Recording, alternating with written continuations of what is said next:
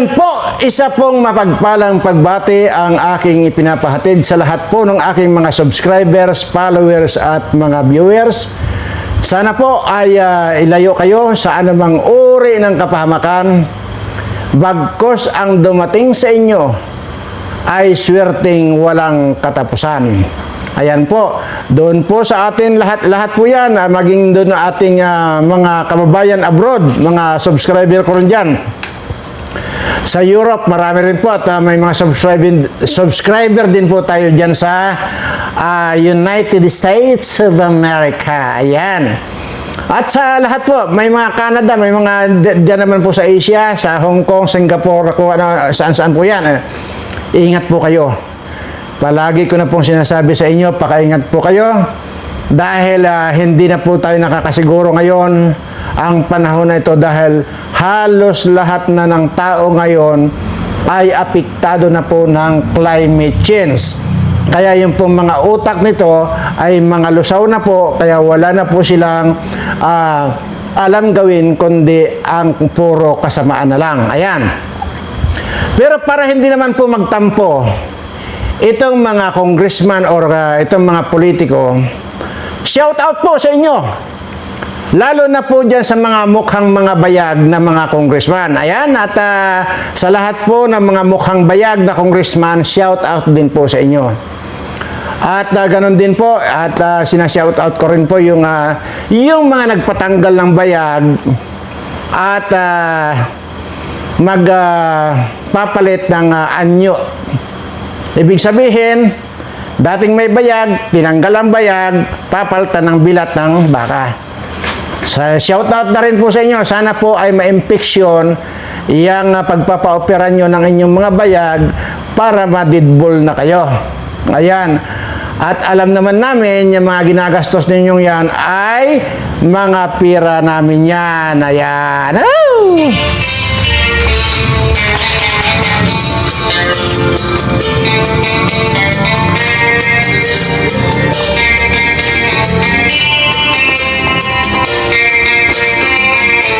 Ayan po, at siyempre, shout out na rin po dito sa inyong presidenteng mukhang alipunga.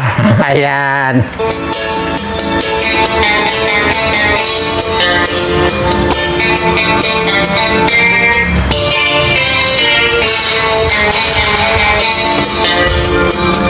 At doon naman po sa mga congressman na mga talunan, ay shout out na rin po sa inyo.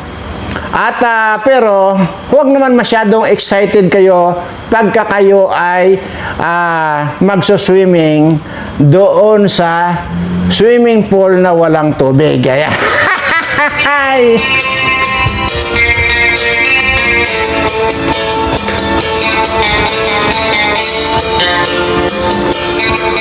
Ayan po, at tuloy-tuloy na po tayo.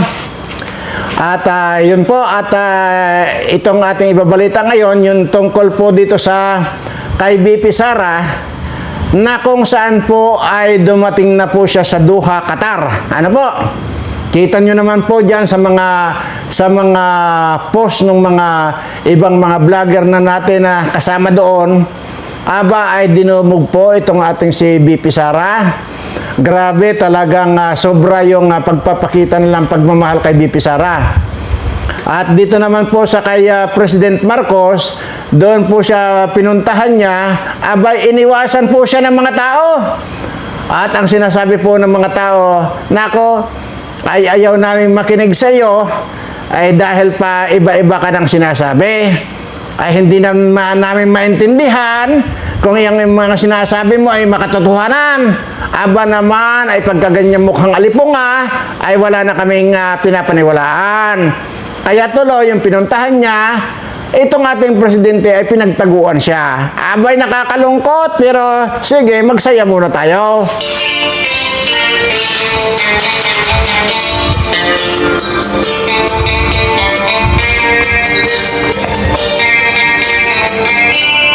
Alay, matagal ko nang sinasuggest ito, Mr. President, na iyong tanggalin na itong iyong tagapagsalita dyan, na itong si Claire Castro.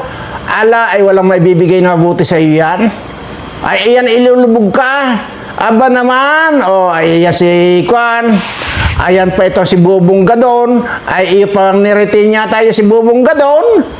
Ala, ay sa bagay, okay lang naman na i-retain mo yan kasi nga para kompleto Ricados.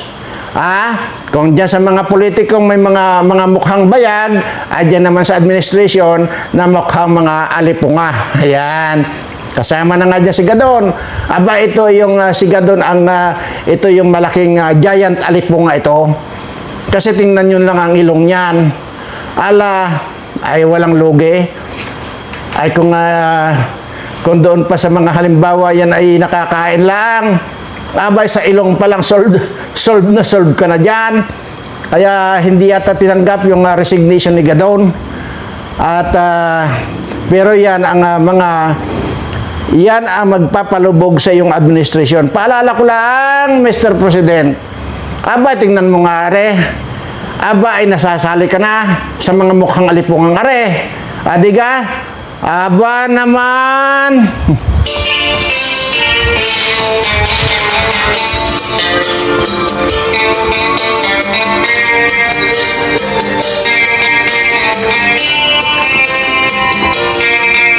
Ayan, at seryoso na po tayo.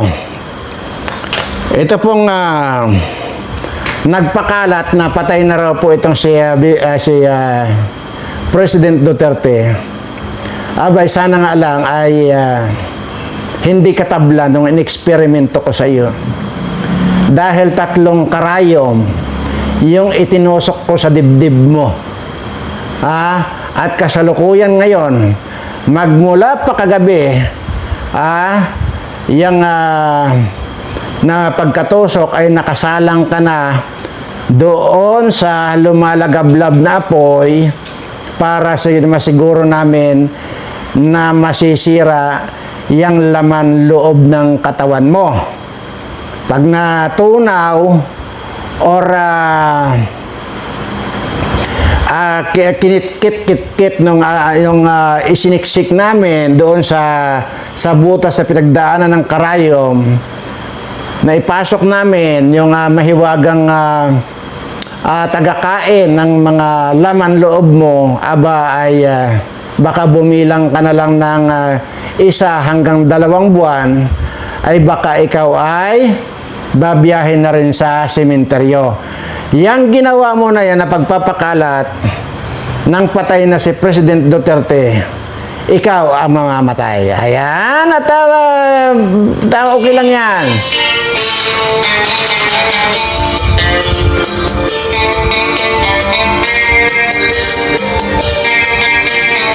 Okay. At yun nga po, ay ngayong May 31 at pagkatapos po ni BP Sara dyan sa Dubai, sa Doha, Qatar, siya po ay didiretso sa Netherlands, sa The Hague. At doon po niya isi-celebrate yung kanyang birthday.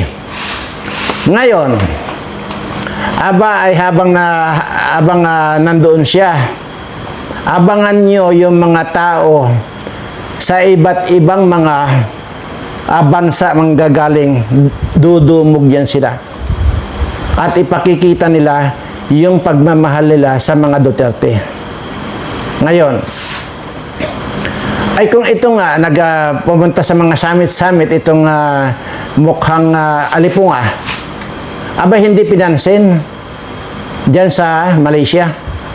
O tingnan, paano nga naman napapansinin pa, aba ay sabi siguro ng mga Malaysian or mga Pilipino dyan sa Malaysia, aba hindi na namin ikaw papansinin kasi baka mahawa kami sa itsura mo na malalaan na yung pagiging mukhang alipunga mo.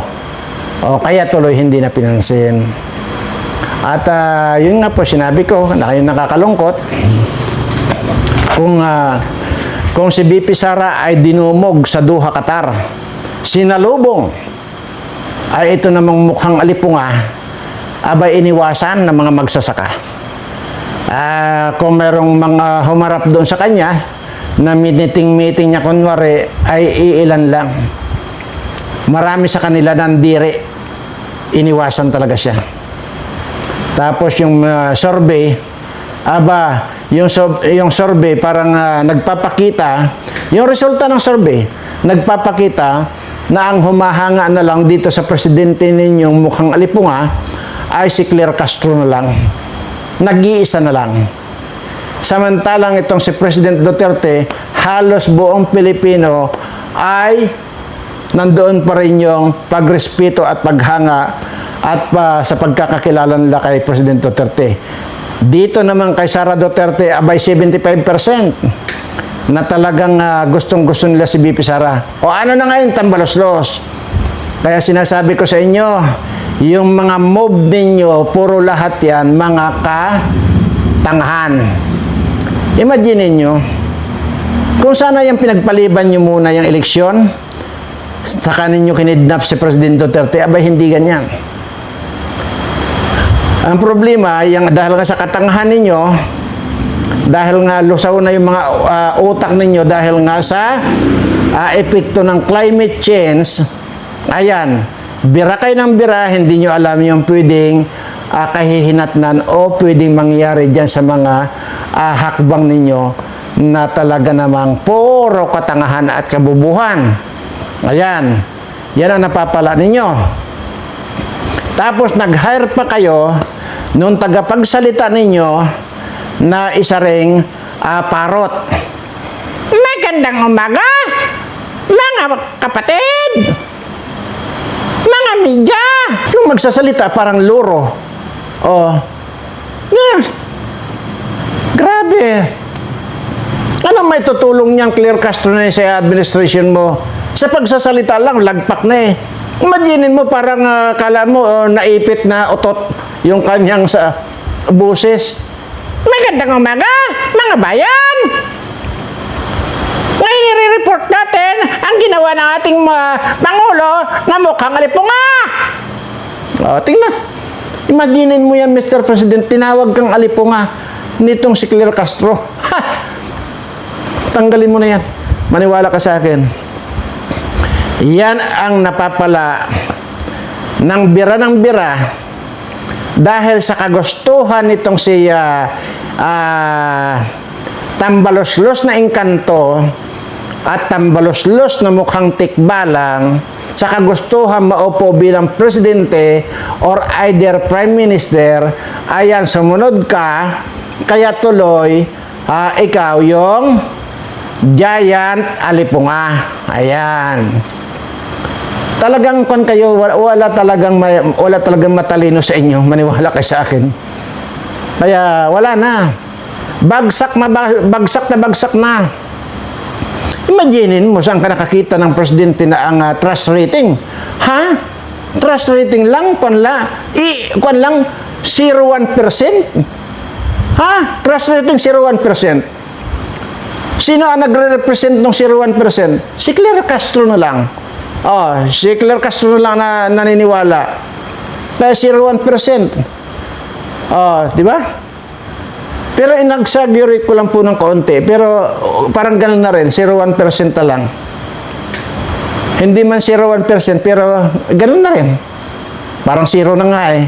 Kasi hindi naman maibibilang yan si Claire Castro na yan, parang parot na yan eh. Dahil sisip-sip talaga yan. Di ba? At ngayon nga ay ayun, talagang inisa-isa na talaga nila. Sinimulan nila kay Pastor Kibuloy. Sinunod nila si President Duterte. Ngayon, sinunod na nila si Arnie Tibes. Di wow, di ba? Pero nananawagan po ako dito sa ating mga membro ng KOGC na kung meron po kayong time ay sana ay mayroong nakapirmaminting nagbabantay kay Pastor Kibuloy, lalo na yung kanyang mga pagkain. Kasi baka po lasunin nitong mga mukhang alipunga na ito. Hindi na po katiwala. Sinasabi ko na po yan na hindi katiwala ang ngayong panahon ito. Magtitiwala pa ba kayo? Lalo na diyan sa Kongreso. Tingnan nyo yan, katiwa-tiwala ba'y mukhang bayag? O, tingnan mo yan. Wala ka makitang maganda-gandang itsura dyan. Puro mga mukhang bayag. Kung hindi man mga mukhang bayag, mukhang ulupong. O, ay, makita nyo, tapos magpapa-opera pa ng bayag. Imaginin mo, magkano ang pagpapa-opera ng bayag at papalitan daw ng biyak? Ha? Nasa $4 million. Imaginin mo yan. Gagastos sila ng $4 million. Ha? Para lang tanggalin yung bayag, palitan ng bilat ng baka. Imaginin mo. Oh, kakadiri kayo. Diyan nyo din nilulustay ang pira ng bayan. Ayaw nyong lustayin diyan sa mga kababayan natin na walang masaing. At diyan naglulustay kayo ng pira sa mga bayag ninyo na gusto ninyong palitan ng bilat. Sana nga ma-infection kayo, mga hayop kayo. Pag na-infection, dido kayo, Ave Maria, ang patutugtugin ko sa inyo. Ayan. Imaginin mo, para kuha nito, wala ka na mapili. Sa itsura pa lang talagang totally wala ka mapiling itsura dyan na maganda-ganda. Sa talino naman lalo na. Di ba? Ang bobobo. Saan ka nakakita ng mag-iimbestiga tapos didiktahan mo yung tinatanong mo na yes or no lang ang isasagot. Adi mga bobo ang mga putang ina. Mabuti na lang, natalo na lang. O ngayon, sige, mag-ready na kayo mga mga military, mga pulis. Dahil baka isa sa anak ninyo ang ma-recruit nitong mga NPA ito. Tandaan ninyo yan.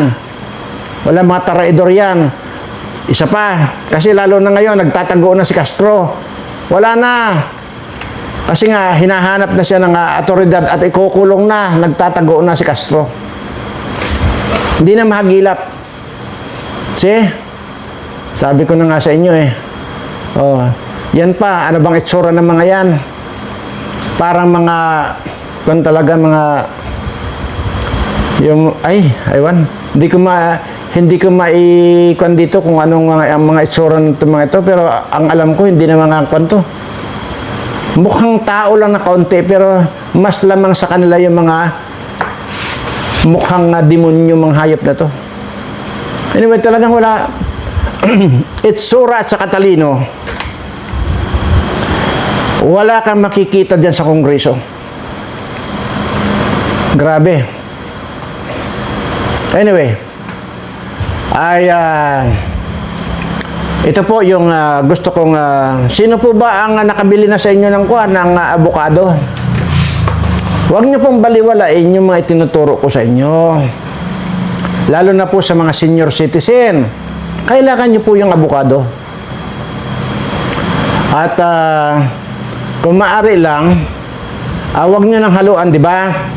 Pag biniyak niyo yan, di ba masarap pag nilagyan niyo ng asukal o di kaya masarap yung tawag doon, yung nilalagay sa yung gigilingin niya, anong tawag doon? Blender. Di ba masarap yun? Tapos lagyan mo pa ng gatas, masarap yun. Pero wag po ganun ang pagkain. Wala po kayong ihahalo na asukal. As in yung avocado, parang walang ang lasa, pero alam nyo, pagka ninamnam ninyo, masarap. Huwag nyo hahaloan ng asukal pagka kumain kayo nun. At sundin nyo po yung sinasabi ko dahil lalo sa mga senior citizen na kayo, o kahit naman hindi senior citizen. At alam nyo po ba kung hindi lamang po nakakapagpabata yan, nakakapagpahaba rin po ng buhay yan. O idadagdag ko pa ito pa idadagdag ko ha. Nakinig mabuti. Di ba ang avocado may buto? May buto yan. Tanggalan yung yan. Yung balat nun, may balat pa rin yung avocado, yung buto ng avocado may balat pa rin yun. Ayan. Tapos gilit-gilitin ninyo. Okay, parang chap-chapin ninyo, yung para magkukudrado na ganito kalalaki ang pagkakagayat. Ano? Ayan, ganito kalalaki yung tadtarin nyo ganyan, tapos i-cross ninyo, yung lalabas na ganito kalalaki ang gayat. Nakakita na po ba kayo nung nakapagbukas na po ba kayo ng pineapple juice, yung kudra-kudrado ang pagkakagayat ng pineapple juice sa lata, ayan, sa lata, di ba? Ganon, yung mga ganyan kalalaki ang gayat niya, kudra-kudrado yan. Yan po ang gawin ninyo doon sa buto ng abukado. At pagkatapos po yan, ilagay nyo sa isang lalagyanan, tapos lagyan nyo po ng alcohol. Pag nilagyan nyo po ng alcohol, yan, takpan nyo lang. Kaya ilagay nyo lang doon sa parang gara-garapon lang na plastic. Di ba meron namang parang garapon na plastic yun? Lagay nyo doon, lagyan nyo ng alcohol. Anako, napakabisa po ito sa halimbawa, masakit yung likod ninyo. Okay? Masakit ang batok ninyo. Masakit yung mga mga daliri ninyo o ano, masakit ang tuhod ninyo. Ayan, lalo na itong mga senior citizen, alam ko yan, na mga masasakit ang mga tuhod niyan sa arthritis o ano. Pero awa ng Diyos, ako talaga sa totoo lang tingnan, 176 years old ko na. Ni kahit na katiting na sakit dyan sa tuhod ko, wala akong nararamdaman. Kasi nga po, nasusunod ko yung regular po akong gumagamit ng mga ganyan. Okay. Ang paggamit po noon, di ba, yung tinadtad ninyong mga yung buto ng abukado, lagyan nyo ng alcohol. Nakababad lang doon yung alcohol. Sara nyo, pagka masakit ito, pangpahid nyo po, huwag nyo nga inumin, ha? Pangpahid lang po, pang external use only. Masakit ang likod, masakit ang biwang, masakit ang tuhod, pahiran nyo. Napakabisa po yan, di ba, yung ibang matatanda. Usong-uso dyan yung, yung mga luya. Tapos nilalagyan nila ng gas, yung gas. At luya, yun ang pinampapahid nila sa tuhod nila. Huwag nyo pong gagawin yun. Maling-mali po yun. At yung gas pa yung ginamit nyo, pag nag-absorb yan, di ba may mga balabalahibo tayo, posibleng pag nag-absorb yan, lalong matutuyo yung oil dyan sa mga kasukasuan ng tuhod nyo. Yan po yung napakadelikado. At pag natuyo po yon, sa halip na iniisip nyo gagaling yung sakit ng tuhod nyo, doble ang problema nyo, lalong sasakit yan. Kaya po walang pinakamagaling yung buto ng abukado, tadtarin nyo ng ganito kalalaki. Yan, parang kudra-kudrado. Lagyan nyo lang alcohol, takpan nyo yung buti. Kung meron kayong masakit ang batok, punasan nyo. Yung masakit dito nyo, mga ganito, punasan nyo. Ganon. Tuhod, o binti, punasan nyo. Ayan, at regular nyo pong gawin yan. Sa pagkatapos yung maligo sa halimbawa, umaga kayo naliligo, pagkatapos po yan, punasan nyo po. Hindi naman pumabaho yun eh. Alcohol nga lang yun eh. Tapos yung tapos bago kayo matulog halimbawa, yan, regular po, masakit man o hindi. Yung dating masakit na, tapos halimbawa na gumaling kayo, dire-diretso lang po yung inyong paggamit noon. Imagine niyo, ako na lang eh. 100, take note ha. Wala na naman eh. Hindi ko na naman nailipat dito sa isang cellphone yung sinasabi kong 256. Anyway,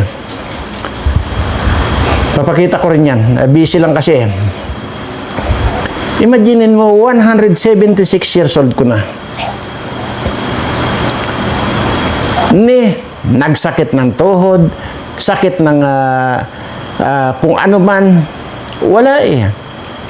Halimbawa lang, yung mga halimbawa, naglakad kami ng pagkalayo-layo dahil nga may mga pinupuntahan kami mga regular dinadalaw namin. Yun, paminsan-minsan talaga sumasakit ang bewang ko. Dahil doon sa napagod talaga sa kalalakad.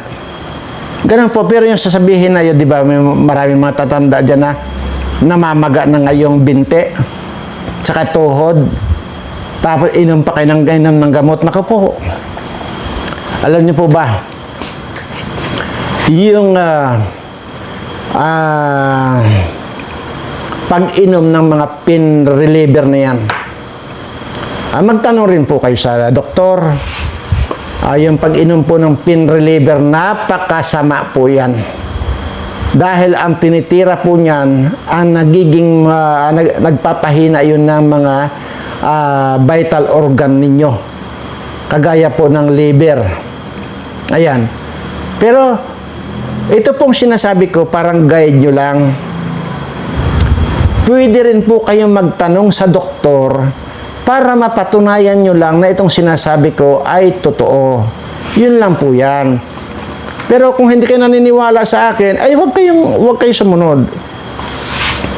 Walang problema yun. Pero sinasabi ko lang kasi, ay magtanong kayo sa doktor kung hindi totoo yung sinasabi ko na napakasama ang epekto nung laging umiinom ng pain reliever. Yan. Ngayon, pagka sinabi ng doktor yun, ay di, ano bang pwede nyo sabihin? Ay di tama pala si Birana. Di ba? Ganun lang yun. So, yun po. At sana, ngayong episode na ito ay may natutunan kayo, lalo na itong mga senior citizen. Alam nyo po ba ngayong panahon na ito, kahit wala kang sakit, maswerte ka na kung abutin ka ng 100 years old sa panahong ito. Diyan, aywan ko kung mag-agree kayo dyan. Kahit wala kang sakit, mayroon pong matatanda na walang sakit na mamatay na lang. Walang sakit po yan. Maraming beses ko na pong napatunayan niya na maraming matatanda na namamatay ng walang sakit. Pero, napakadalang po yung umaabot ng 100 years old. Madalang po yan.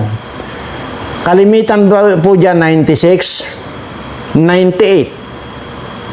Yung wala pong sakit ito, pinag-uusapan pa natin yung walang sakit ito. 96, 97, 98, or 95. Umaabot lang dyan, mamamatay ka na. Sa ayaw mo at sa gusto mo, mamamatay ka. Ganun po yan. At sana, mag-agree kayo sa akin dahil siguro naman hindi naman kayo ing-ing na para hindi nyo maobserbahan. Mag-obserba po kayo. Bagamat mayroong umaabot ng 100 years old, napakadalang po yan. Napakadalang. Karamihan po yan, hindi umaabot ng 100 years old kahit wala pong sakit. Sabihin nyo sa akin, imposible naman yun, Mr. Birana, na ganun katanda ay walang sakit. Marami po. Marami pong matatanda na walang sakit, namamatay na lang. Yun po yung mga matatanda na yung nandyan sa mga probinsya. Pero yung matatanda na nandyan sa Metro Manila o nandyan sa city, wala pong umaabot ng 100 years old. Kaya po umaabot yan yung mga nasa probinsya kasi nga po, ang number one nga po dyan talaga na nagpapahaba ng buhay nila, yung mga talbos-talbos ng kamote, kung ano-ano pang gulay yan. Basta lahat po ng gulay. Nakakapagpahaba po talaga ng buhay. Kaya di ba mayroon dyan sa TikTok, sa Reels, na yung tatay nila nagluluto. Nung dumating yung anak, sabi nung anak, "Tatay, anong niluluto mo?" Sabi nung tatay, "Ito anak, nagluluto ako ng gulay, pampahaba ng buhay." Sabi ganyan. Sinagot siya ngayon ng anak, "Ikaw tatay, puro lang tayo gulay, pampahaba ng buhay. Baka kumain naman tayo ng karne, baka hindi na tayo mamatay." Oo nga naman, ano. Pero yun po ay imagine niyo dating kumakain ako ng kanin. Hindi ko naman sinasabing masama ang kanin. Hindi po. Pero ngayon, ako mahigit 20 years na po ako hindi kumakain ng kanin. Pero tingnan niyo naman. Tingnan niyo naman ang katawan ko, di ba? Makikita niyo naman. Makakukan pa yan, matitigas pa yan. Kaya kahit na mag-girlfriend pa ako ng 999 ulit, kayang-kaya pa. 176 years old ko na. Doon po sa mga pagka nagkita-kita po tayo, dahil plano ko talaga na magtipon-tipon tayo, magsasayawan tayo. Lahat yung mga matatanda na yan ay idadampi ko lang itong aking mga palad sa inyong mga ulo. Yun pong gusto pong mabuhay ng matagal. Pero ang masasabi ko lang po sa inyo, atantyahin niyo yung sarili niyo. Baka naman ako kasi sawang-sawa na ako mabuhay sa totoo lang po, sawang-sawa na ako. Kaya lang, kahit nagustuhin ko mamatay, hindi talaga Ilang beses yan, itong likod ko, para sabihin ko sa inyo, wala kayong makikitang likod yan. Puro bakat ng bala yan. Kasi nung panahon ng Hapon, noong itong mga Hapon nga kasi mga magnanakaw yan Nung gira na yan, nung Second World War na yan, lahat yung mga pinagnanakaw nila yung mga ginto-ginto. Napakaraming ginto dito sa atin. At saka yung mga iba sa ibang pinagnanakaw nila dinala rito sa Pilipinas. Yung mga tao na mga kinuha nila, kukuha niyan tapos lalagay yan doon sa isang kahon na kahoy na talagang inayos. Dadalhin yan, tatago yan sa loob ng kuweba o di kaya ibabaon yan sa lupa tapos lalagyan yan ng mga palatandaan. Ganun yan. Pagkatapos yan na magawa ng Pilipino, wala na yan, babarilin na ng Hapon yan. Ganun yan.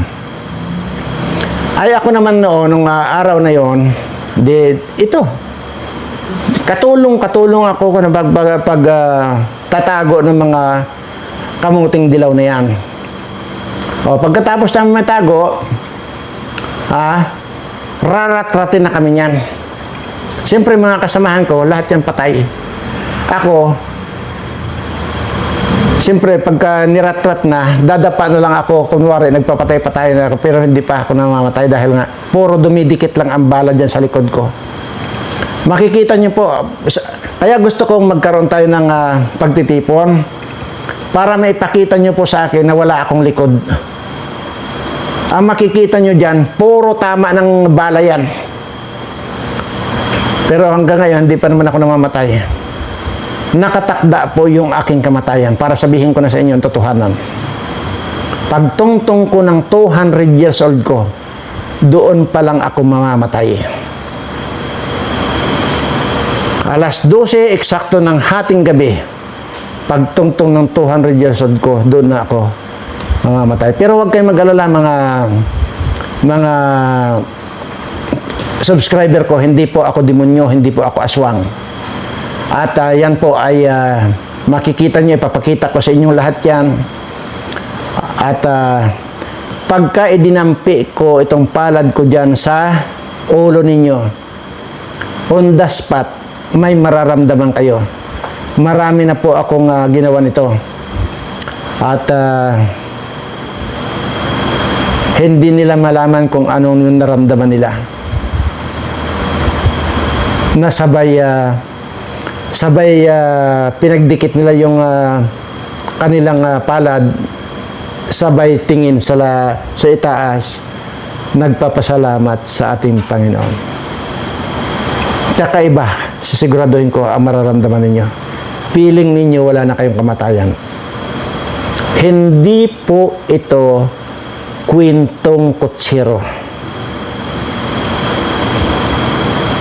Kaya dito pa lang sa mga dito pa lang sa likod ko. Pag nakita nyo, mangingilabot kayo. Pag nakita nyo ito, iba na agad mararamdaman ninyo Imagine mo, mayroon pang tama dyan na halos kaganito kalaki na bala yung halos sa gibay pero nakadikit ko na lang po yan, tawag dito piklat na lang yan, dinikitan ng bala, mga Armalite na yan nandiyan. Wala na ko yung makikitang likod ko, puro tad-tad ng bala yan. Kaya nga diba doon sa mga kwan ko, sa mga naka-video ko, hindi ko na nga lang inuulit-ulit yun eh. Sa mga video ko, lumalaban ako ng pustahan dito sa mga lahat ng mga politikong mga kawatan. Lumalaban ako ng pustahan.